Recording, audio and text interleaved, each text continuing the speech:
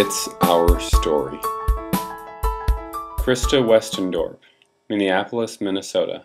When Aaron was 4 years old, I heard about a program in Minnesota called Partners in Policymaking. And Partners in Policymaking is an advocacy training program for parents of young children with disabilities and young adults with disabilities. And the program lasts about 9 months and trains parents and young adults with disabilities to be advocates for their own living situation, their own care. It's empowerment, and it's a program that teaches you systematically about the systems that exist in our culture to support people with disabilities.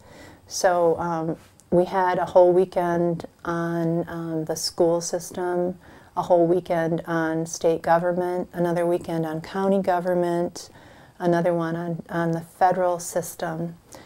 And each weekend they would bring in people from that particular system and educate us on the power structure of the system and the way that consumers can access the system to get what they need, and to educate the people in that system about what the consumer needs really are.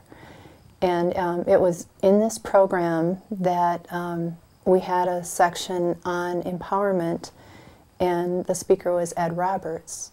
So I met him for the first time when Aaron was 4 years old, and seeing him for the first time, Ed was very disabled, even more disabled than my son, which, you know, I just hadn't met a lot of people as disabled as Aaron before, and especially not in leadership positions, probably never in leadership positions.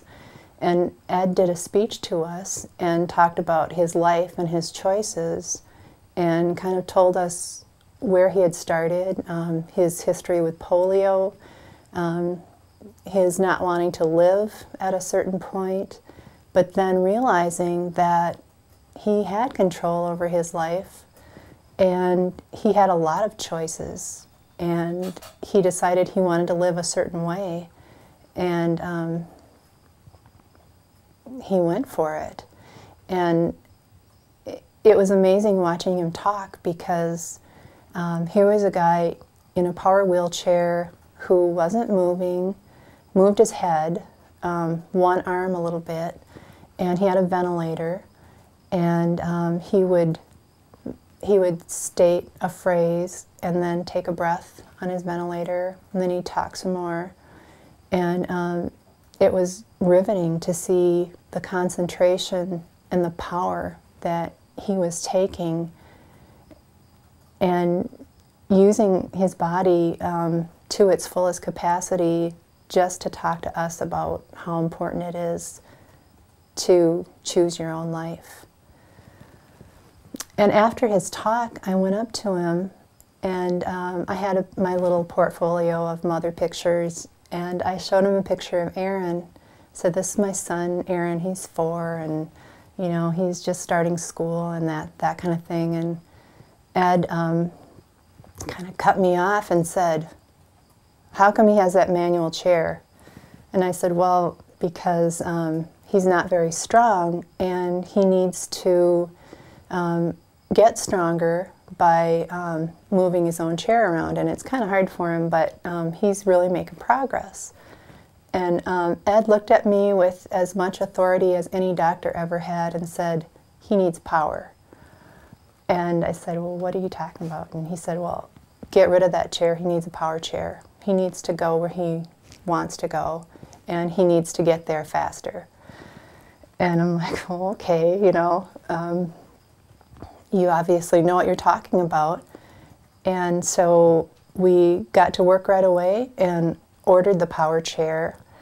And on the first day that Aaron had the power chair, he was 5 then, we thought, well, we'll go to this beautiful park that's out in the country by our house, and the park had beautiful paved trails, and we thought he'll just get out there on his power chair And he'll get on those trails and he'll see all this stuff. And we felt really proud of him, like he's taken his first steps or something. And so we take him out to this park and we unload the chair and get him set up on one of the trails. And the first thing he does is goes whipping off into the grass. And we're like, well, what is he doing? Well, he didn't want to be on the trails. He wanted to chase a squirrel way across the field. And that was kind of a confirmation, like, okay, well, we thought we knew what he would like to do, but we had no idea. He had something else in mind, and he's been showing us ever since that he has his own ideas about where things are going to go and how he's going to be part of that. The It's Our Story project is a national effort to make disability history public and accessible. Visit us at www.itsourstory.org or on the It's Our Story project YouTube channel.